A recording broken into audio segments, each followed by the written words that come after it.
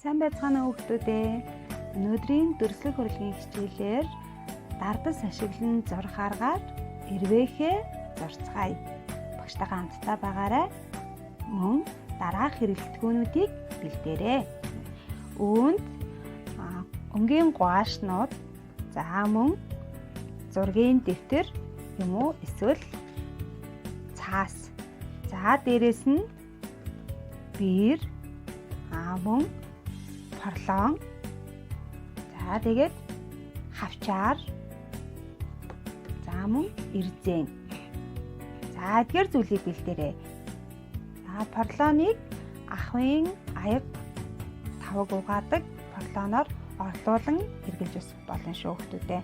За дээрэс нь эрзэний оронд утсыг бас ашиглаж болно. За ингээд мөн усан будаг гуашаар зураг зурхад зайлшгүй бидэнд ус хэрэгтэй байдаг.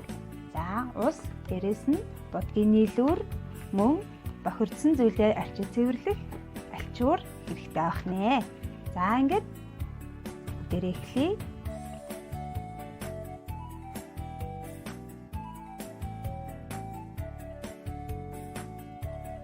Өнгийн цэцгээс алаглаж алаг ирвэхээ нисдэг цаг ирж байгаа учраас хаврын энэ сайхан илэрлийг бүгдээрээ өнгийн цэцгүүд алаг ирвэхээгээр зурж үзүүлье. За одоо бүгдээрээ ирвэхээгээ зурхдаа парлоно эрзэнтэйгээ хамгийн түрүүнд парлоно ингэж хавчжаад яг энэ парлоныхоо эрүүлжин парлоныхоо голд нь эрзэнээрээ чанга ороогоод өгөөрэй. За ингээд нэлээд сайн чанга ороогоод за яг голлуулаад за ингээд эрвээхээний маань дардас бэлэн болж байна. За эрвээхийнхээ дардас. За одоо эрвээхийнхээ дардсан дээр өөрөөсөө ямар өнгөтэй эрвээхээ зурмаар байна. Тухайн тэр өөрийнхөө сонгосон эрвээхийг бодох нь парлон дээрээ. За багшийн хувьд улаан болон шар өнгийг сонгож эрвээхээгээ бодохоор бэлдсэн байна. За гуашаа хэд өтгөн байвал баг зэргийн шингэлж өгөөрэй. За тэгээ гуашаараа эрвээхэнийхээ толбыг хийх нь. За ингээд парлоно үдийг нь ямар өнгөний одоо эрвээхэнийхээ далавчийг ямар өнгөтэй болгомоор байна тэр хэсгийг өөрөө өнгө алаглуулад гой бодаарай.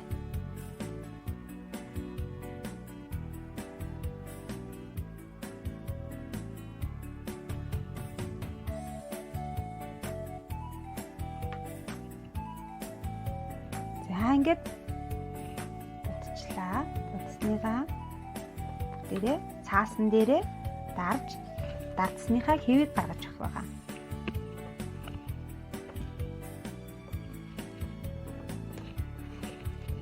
За ингээд багш нь хоёр эрвээхийг дарчээ.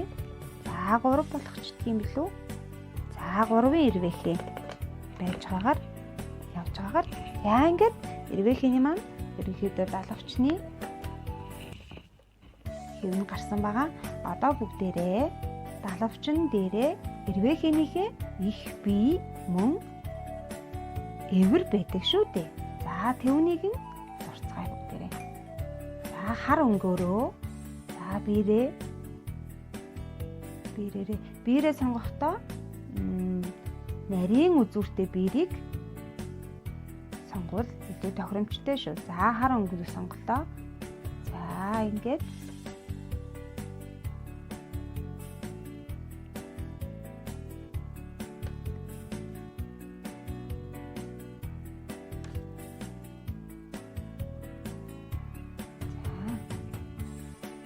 байдлаар өөрсдөө эрвээхийнхээ заавал хар биш өөр өнгөөрч бас зурсан болно.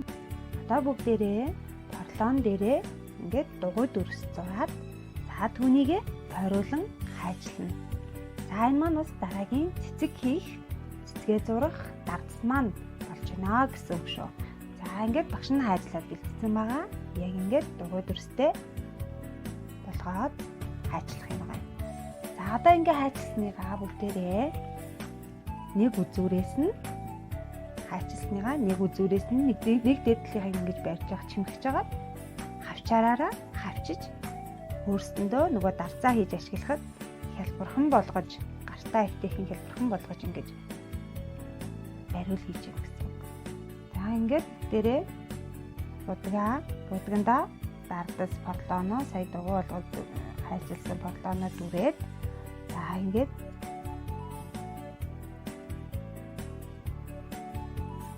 дараад өгнө. За энэ маань болохоор цэцэгний маань гол болох учраас энэ тэнд хол жоохон хоорондоо зайтайгаар зурж өгөөрэй. Дарж өгөөрэй хүүхдтэй. За тэгээд порлоондоо будгаа хөрвөхдөө жоохон шингэвтэрхэн байвал нь бас юу н дардсан хэвэн гоё гарч өгнө. Одоо бүгдээрээ цэцэгнийхээ дэлбэг биерээр зуръя. За багш нь ягаан өнгийг сонгож зурж байна. За бирээ нарийнхан одоо татах нэг чихт нь татаж зураас гаргана. Зурж байна.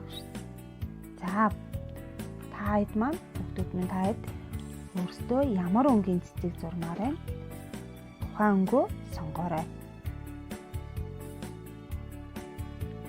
Ямар ч өнгөж болно шүү дээ хүүхдүүдээ. Ингээд ногоо өнгөөрөө навч зураад өгөөрэй хүүхдүүдээ. Дэлбэнийхээ завсраар ихит ихээр биш цөөхөн хитийг ингээд дэлбэний завсар нь оруулаад ингээд гаргаад өгөөрэй. Тэгэхээр навчтай юм шиг гоё харагдах болно өнгө нэмээд. За ингээд өнөөдрийнхээ хичээлд хамтдаа байж идэвхтэй оролцсон хүүхдүүдтэй баярлалаа.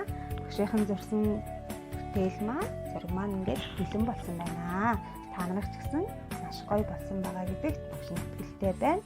Ингээд зэгчүүдээ хүүхдүүдээ зураг зурхад нь хэрэглэгдэх материалаараа хангаж өгөөд хамтдаа дэмжиж туслаад хамтдаа бүтээл урлаарай. Дараагийн хичээл хүртэл түр баяртай хүүхдүүдээ баярлалаа.